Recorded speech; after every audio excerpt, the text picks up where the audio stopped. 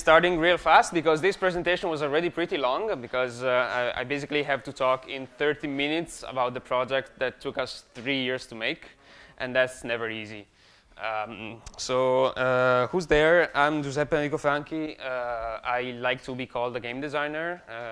I don't really know what that means. Whatever that means, I basically think about games and make games at the company I started with some friends, which is Prefab Things. We are in Turin, which is not too far from me. You're Italian, except the guy, so you know where Turin is. Who has played Redout, or who knows what Redout is? It's good. So I can talk about a game you don't know, because many people don't know. So what is this game Redout? As you may recall, there was a series of games called Wipeout, which was like super fast, super exciting, super crazy racing. And we thought, it's been a while since a game like Wipeout came to the market, so we thought, why don't we make one? And this was 3 years ago. So our tagline was race faster than ever. This was our motto, our mission from the very beginning. And no, we're not going to have audio, because we don't. But this what we try to do with Redout. Futuristic, super il microfono, toglilo, non va? Se non va l'audio, Plug-in cables. cosa farci? È da toglierlo. Lo lasciamo? Ok, scusate, non andava il microfono. No worries. I'm being amplified somewhere, right? So it's fine. Yeah, it's pretty bright, but you get the idea of it. You have futuristic cars, machines, whatever, floating on the ground by means of magnetic levitation, blah blah, whatever. It's not important what it is. The important thing is they're super fast and they're just super exciting to drive. And this is the launch trailer for Redout. It's been out on Steam since September, and it's doing all right. We're pretty happy. So how can I move on this? Damn me. Sorry, I'm pretty new to all this Google Slides stuff, so there we go. A couple of really deep concepts. What does race faster than ever means? Race means you want to race something, so feel in control of something that moves really fast. And this sentence is so deep, I actually trademarked it. It's actually better to stay in control than not to have control. This is high-level game design for you. And faster, like feeling of speed. And this is the two most important thing we want to do with the game, like be in control and go super fast. And this is also trademark, because in use, I think, it's more fun to go fast than to go slow, right? We had this series of games we really loved, which was Trackmania and Rollcage for the handling. Especially Trackmania. If you haven't played it, go play Trackmania. It's an amazing racing game. You can go on crazy race tracks or just like try to get the best time out of an oval circuit, and it's equally funny. So it's a great game. And for the speed, references are abundant. Like we have F-Zero GX, we all love that. Extreme G and Wipeouts HD.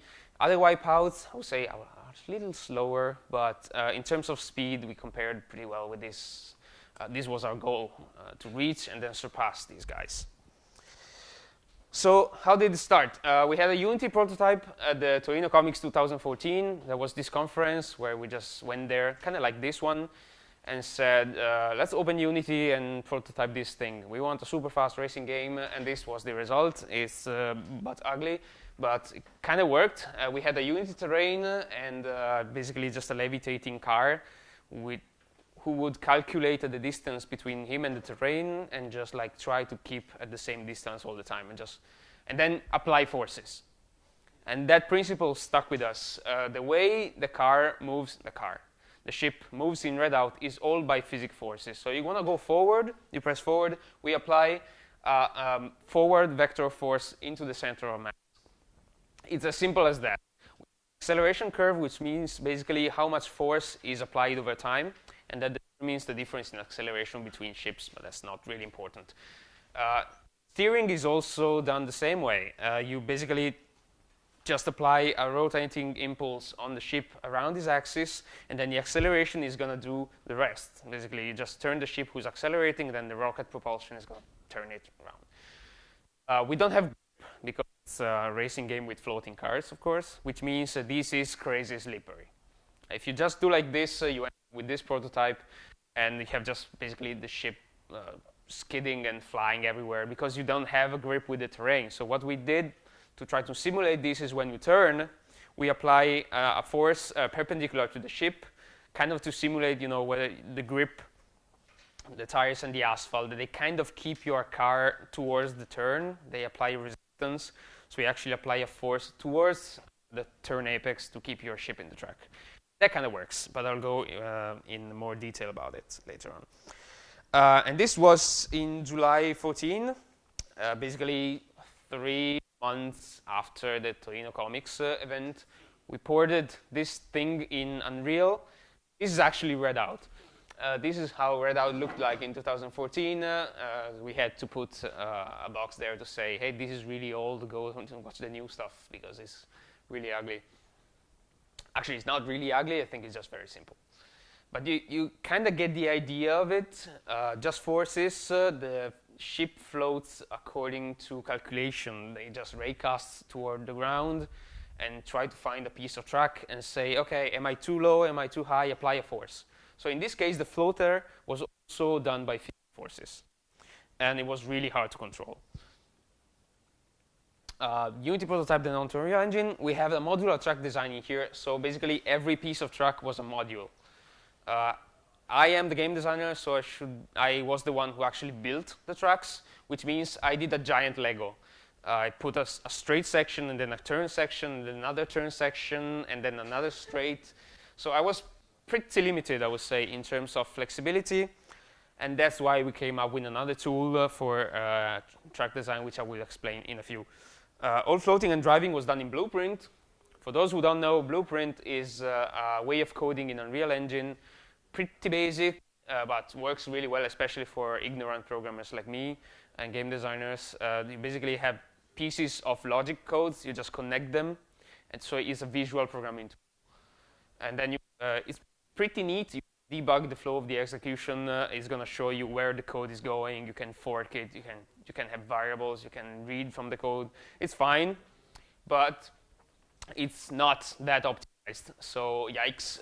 For something like the floating system and the steering system, which is the core of the game, we then moved on to C++, and which is faster. But the most funny thing is that we started with a scope of 8 months. So like, we're going to bring this to the market in 8 months. It took 3 years. So yikes.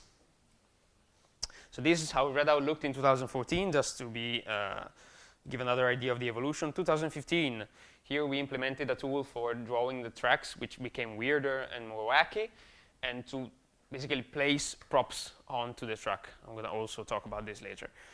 And this is how it looks now. Pretty neat.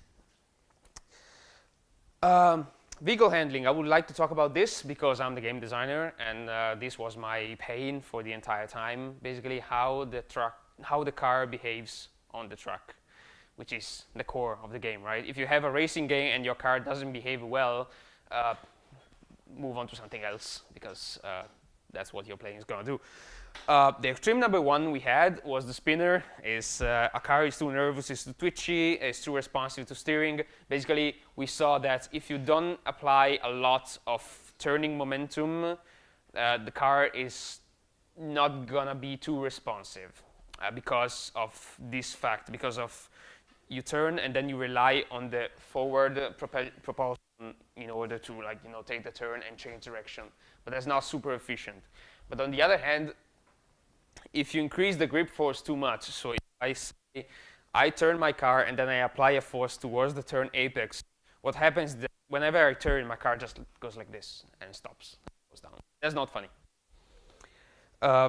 This was the situation in EGX 2014, which is this. So this is how Redout looked in the end of 2014, if the network will allow us.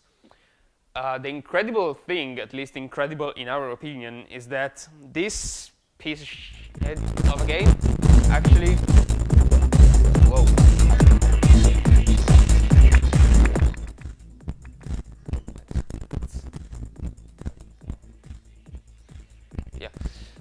Yeah, this is how it looked. You can see how nervous the ship is, how braking is hard, and how it basically comes to a stop whenever you want to, draw a clean trajectory.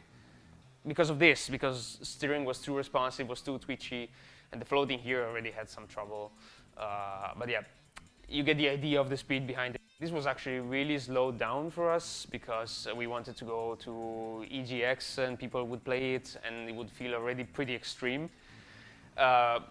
So look how bouncy it is. It's looking at it now is really freaking terrible, and especially the fact that you couldn't stay straight on straight. That what really convinced us that no, this was just not going to work. So we rewrote the steering system entirely. And we went to the extreme number 2, which is a mistake, the heavy turtle. You steer too much, okay, let's steer too little, and ask players to drive like they would drive in Trackmania. So draw clean lines, get to know the track, and blah, blah, blah, whatever. But if too much precision is required, it's just not fun to grind around the barriers. It works on Trackmania because you don't explode, because you can always restart a lap really fast. It doesn't work in Redout. And this is how we went on to development for a long time, actually, until EVO 2016, which is here.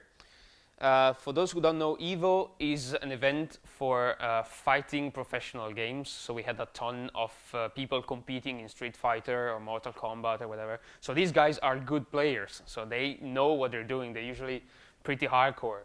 And look at how these guys driving. Like, we were not expecting hardcore players to have this much trouble just staying in the track and not touching walls. He basically touches the wall in every possible corner because we require too much precision from him. It's really hard to evaluate your own game. That should be given by now. If you know something, the first thing about development, you are the worst judge for your own game. You have to take your game out and let people try it. So please do these guys a favor and play their game because they don't know how good and how bad they are. Because after a while, you stop seeing problems. This moment, this right here, is the sudden realization of the truth. This sucks. So this was really downhearting because we thought like the game looks good, everyone is saying good things about it, everyone picks up and play because there was a lot of traffic in front of our screen. People would just be excited by the graphics and about how fast it is, and they just come and play, and then they don't have fun. And what they do, they blame themselves. They say, oh, I'm not good at this game. Every single one of them. And after a while, you think, no, you are a good player because you're competing at EVO. It's our fault. So, go back to the basics. We said, how can we try to solve this? Back to the theory of flow. For you, if you don't know it, is a pretty simple psychological principle that something, sorry, where did my English go? Sometimes is described as being in the zone. Do you ever get that feeling, especially when you code, you're just there, there's nothing else, the perception of time is altered, you're just doing that, and you're completely absorbed by the activity. That is called the flow channel. And it happens when your skill level matches the challenge. And when you know what to do, you know exactly how to do it, you know where to go, and you know exactly how well you're doing, or at least you can evaluate how well you're doing. These are the conditions for being in a flow challenge. The challenge is always perceived as high because it matches your skill level all the time. The skill level is perceived as high. Think about, I don't know, the introduction of Skyrim. Have you played Skyrim? The first scene, they just teach you how to walk, basically. And what happens, are you in a training ground or in an open space? No, what happens is that a giant dragon comes down and basically eats your castle. And that's the part of the game where you learn to walk. Why? Because the level of challenge must be perceived as high to keep you entertained. So how can we strike a balance with thought? Well, challenge is already perceived as high because we wanted to make the fastest game ever, so challenge must be perceived as high. So what we need to work on is the perception of skill, which basically means make your player feel cool. This is the basic concept that stands at the heart of the last iteration of Redout. And I think this is why the game kind of works, because it really works hard to make you feel cool. And how you do that? Well, grinding the walls must be optional. Like, you need to be able to perform a perfect lap. And how do we do that? Well, we work on the steering system until we can drive a new track without grinding the walls once. So this is how we did it. We played a lot of Redout. We are expert players. We just draw a new track and then drive on it. And if you don't grind the walls, that means the system is good. Walls should not slow you down. We get a lot of complaints about this, saying, oh, it's actually faster if you just don't care and slam into the wall and then drive away. Yeah, that's fine. That's fine to us, because if we slow you down, you will not feel cool. To us, it's better if you just bump off the wall and then you lose some health, but you keep going. Keep going, keep going, keep going, because otherwise you break the flow. That doesn't have to happen. What we do is we trade life, so your ship's life, as a trade-off. So actually, the best lap in Redout is the one done when you complete it with the least possible health, because it's actually fast to bounce off the walls, and it's just a risk-reward strategy. The challenge is the goal, not the line. So of course, you should not struggle to finish a lap, to complete a race. And boosting, who was a power-up, like the classic boost, became a core mechanic. So every single ship has a boost, has an energy bar, and you can actually boost out of turns, and that's really useful. Not only it makes you feel cool, it also directs you faster out of the turn. So it works. And for those who don't know this guy, this is Rami Ismail from Blambir, and he had some nice comments about our boost system, which was supposed to be a confirmation of this works, but we don't have video, we don't have audio, I'll just skip it. So Rami thinks it's cool. We think it's cool too. I'm going quite fast because we started late and because I have a lot of ground to cover. I'll be free to take questions later. Grab me outside if you want. A word on track design tools. What do we use? We basically use a spline, which is a component of the Unreal Engine that draws lines, and it's used to draw rivers, to draw streets, or anything that follows a line, basically. We just took this class and modified it, and we basically apply meshes onto the line, which deform themselves and follow it. So this is really useful because the artist can make 1, 2, 3, 4, 5, 10, 20 pieces of straight, and the track is going to bend and follow the spline as I place it. I can also rotate every single control point. I can also scale it, so to enlarge the track, and even to curve it. And this was really useful. We worked on 1 year on this tool, for 1 year on this tool, because this is the second most important thing, right? Your car or ship and where you're racing, so your tracks. So we spent a lot of time on the tools, and it actually paid off. The interesting thing, I believe, is the spline is also responsible for all the collisions. So we don't have any kind of physics collision with the pieces of the track. What happens is the code calculates what's your distance between the spline and your ship, and if you're too low, it's going to simulate an impact and basically bounce you up.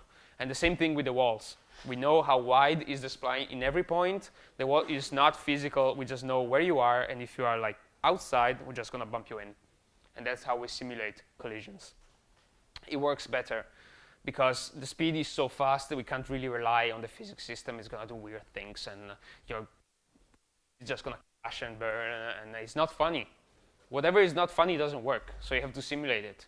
Also, when you collide with other ships, we have an algorithm that says, what's your direction and what's the direction of the track? Okay, little nudge towards the track, because otherwise you just spin like crazy. If you just let Unreal do its thing, it's gonna explode, because speeds are so fast. Actually, the speed you see in the indicator, we go up to 1,500 kilometers per hour, is not false. Like in the Unreal world, we actually go at that speed. And the physics system behaves as a consequence. Keeping your racetrack interesting, this is more visual than coding, and it's more design heavy, I would say. But here I had a playthrough. What we tried to do is we tried to keep the pace of the track continuously varying. So the key here is to challenge the player and then let it rest. Challenge your player and then let it rest. So for example, here we have a wide curve and then a slow section, left and right. And then a straight where you can actually recover, take a break, think. You see the next curve the next turn approaching, you take it. Wow moment, like spinning track that goes up. This is really cool because it's basically a straight section. It's a very wide turn, but it makes you feel cool, which is nice. Booster packed on the ground, very easy left and right.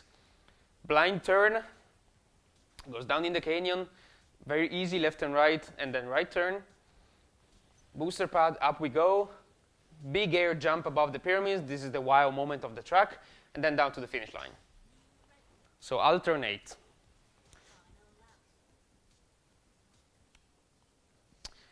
Why? I said this is really cool. You jump, you turn around, the track is bent, is inclined. It goes back to this principle explained by the ludologist Roger Callois, which is Illings, which is one of the classifications of play, and is defined as the pleasure of disrupting your senses. Is that pleasure that comes from playing with your perception. So like you see kids spinning around or like drunk people doing that drunken game when you have to rotate around the pole. That's why is it funny? Why is roller coasters funny? It's Illings, it's disrupting your senses, it's feeling of that feeling of falling, of being spun around. That's the same, exact same principle. So what is, if you take this piece of the track and you straighten it, it's basically just a very wide left turn and then a right turn. But if you bend it like this, it's much, much more funny. Same thing here. This is a straight, but you go down in a whirlpool and it's much, much cooler. You feel cool, and we want our player to feel cool. That was the basic. We want the player to feel empowered, smart.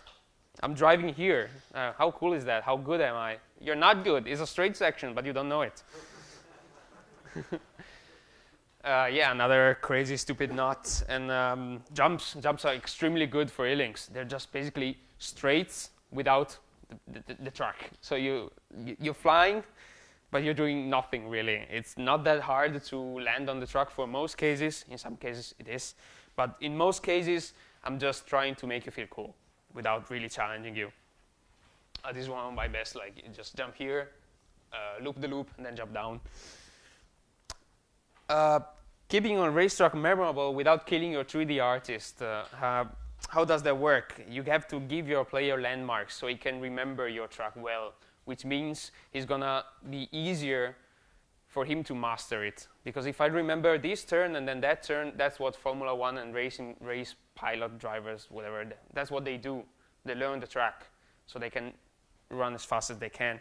So in the same environment, this is the volcano environment, we have basically a crystal cave, a section that goes through the lava columns. It is not showing too clearly, but I hope you can see it. And then it goes outside in the mouth of the volcano, and then it goes out in the open sea around the island. So it's the same environment for very different micro-environments, so you can actually be facilitated in remembering how the track behaves in these sections. Even if you don't know it, you just see the color scheme of the area you're in, it changes, and then you remember that piece of track better, even if you don't actually realize it. Real fast. User interface, not menus because they're boring. Diegetic guidance. What is diegetic guidance? Basically, I don't want to give you the indication of rally. Like, now there's a left turn, and now there's a right turn. I just want to place props on the track, and you're going to see what turns are. Because I want to be hip and cool. And diegetic HUD, which means a heads-up display on the game world. So we actually placed the heads-up display on the ship. So you have all the information, look at here. I'm really trying to be cool. Why are we doing this? Because we're trying to be cool? Not actually, not exactly. It's because the pace of this game is so fast. We actually don't want you to look away from here. So this is where your eyes are. This is where you're looking. I want to know how much life I have left. I don't even have to move my eye. Like, the color of this bar is going to tell me. How much energy do I have? Do I care? If it's full, it's blinking. That's all you need to know. You just look here and don't worry. Here is where you have the turn indication, the turn signals, and that's why we did it. Because a lot of people ask for a minimap, a lot of people ask for more indication, but I don't want to distract you from driving because it's already hard enough. The same people tell me in Redout you can't blink. That's actually true. After you play for 1 hour in Redout, your eyes are dry because you don't blink. Publishers, I promised I would talk about this in the description of the talk, but I won't talk about this unless I'm asked to because I'm not really nice towards them, so ask me anything. Community. Actually, I made it on time. That's awesome. It's really, how to say that? It's surprising when you put your game out in the world and people actually react to it. I know it's really stupid, I know it's really funny, but I didn't expect it. I didn't expect people to write me and saying, your game is cool, or your game sucks and you should feel bad. It's different to feel it rather than to talk about it. It actually kind of leaves a mark when you see like reviews like this, and I nice one. Like negative reviews, you have to have broad shoulders and just go. Try to see their point and just move on. Be an adult, be mature, and especially treat them as adults. Like, don't treat your audience like kids. In most cases, they are kids, especially on Steam. But be the guidance, be the father, like, be accommodating. Oh, what are you really trying to say? What are you really trying to tell me when you say your game sucks, fuck you? What is your concern? How can I improve my game? You have to be better. And last but not least, entertain them, because you're an entertainer. We make games, thank you. We make games to entertain people, so that's our job. So you need to entertain your community as well. So our patch notes for 1.3 was a very old meme, which is Dimitri find out. In this case, Dimitri found out that we added the cockpit view, and we removed the class restriction. Go see it, I think it's bloody funny. And people actually react to this. If you put effort, they're going to respond. That was amazing. It's especially this one. Seeing that your work is appreciated to the point that they would moderate themselves and moderate their forums. Like, we go to Steam forums and we have users coming there to bash the game, and our users respond to them and say, you don't understand a thing, this is good because of this and this and that, and you don't have to do anything. You just sit there and watch and hope that your team wins.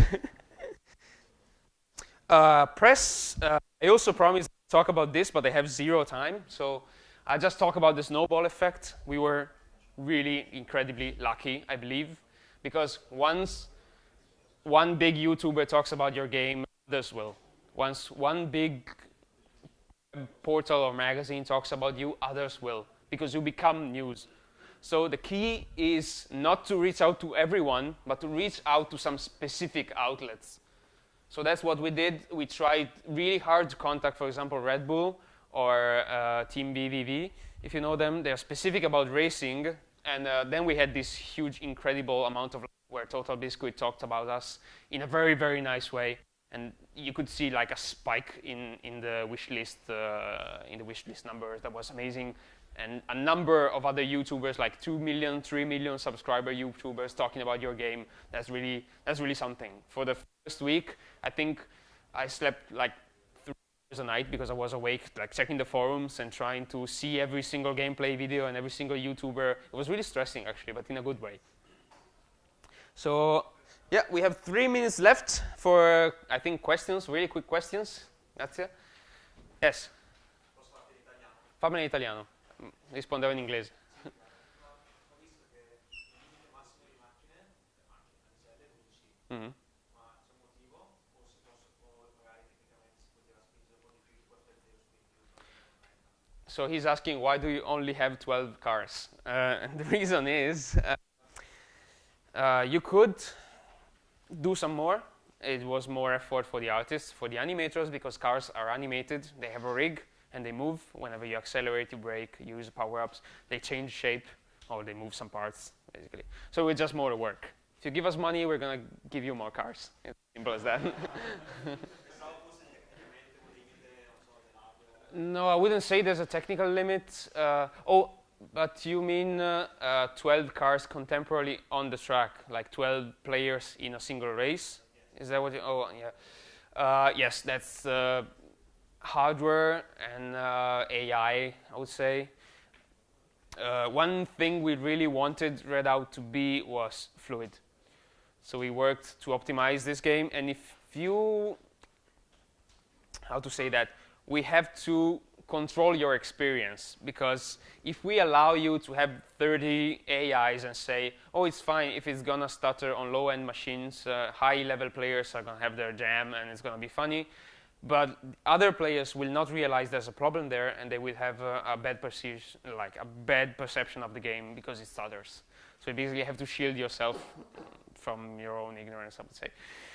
So just try to keep a good experience for everyone, and the way to keep it for us is to keep the game fluid and as fast as possible.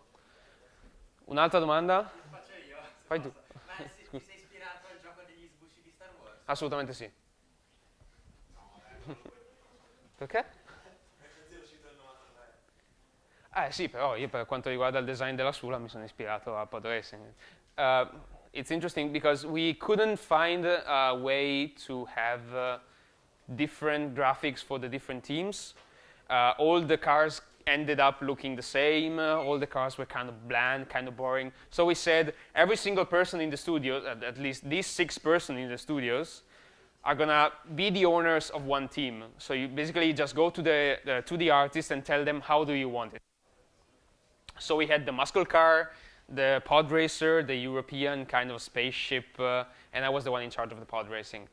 I'll take your question outside, if it's okay, because they just stopped me.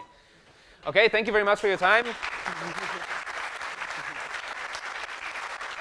Grazie.